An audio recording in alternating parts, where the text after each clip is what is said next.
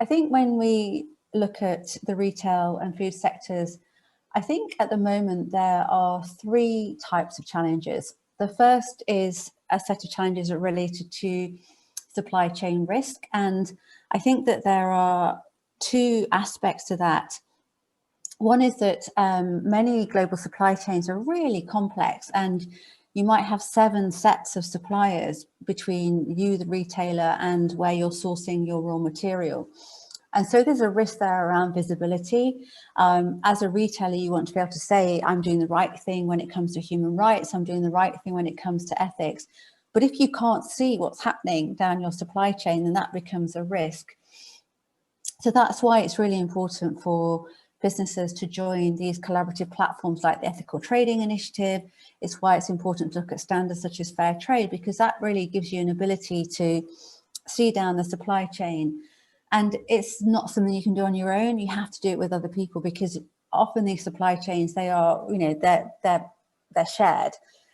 So that's one risk around transparency. And then the other risk really is around supply chain disruptions through extreme weather events. We're already experiencing that. And so therefore the solution is to work in partnership with your suppliers to really help them adapt for climate change, to build in that resiliency, and to really ask yourself, have I future-proofed my supply chain from climate? So there's kind of the supply chain risks.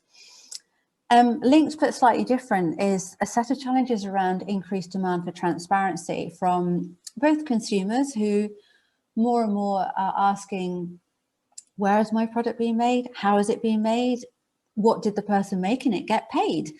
And so again, the solution there is to join these sector-wide collaborations and to really try and understand what's happening in your supply chain, and to be honest about the challenges that you face. So often brands are reluctant to be honest if they have challenges in their supply chain, but actually that's really important. The second aspect of transparency is that investors are asking more and more about retail activities. So where are they sourcing their energy? What are they doing with their waste?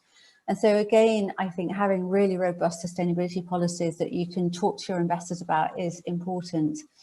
So supply chain risks, transparency. And I think the third area, and the final one when it comes to retail, is waste. Just because consumers really can see packaging and they can see that waste in the system. And I think it's really important that retailers respond to that. Is it their most material impact? No, not really. Material impacts are much more about where and how they're sourcing raw materials, but it really matters to the consumer. And so the solution there is to really rapidly move towards a circular economy. So actually bring goods and services to market in a way that doesn't create any waste, and that any packaging that you use is recyclable.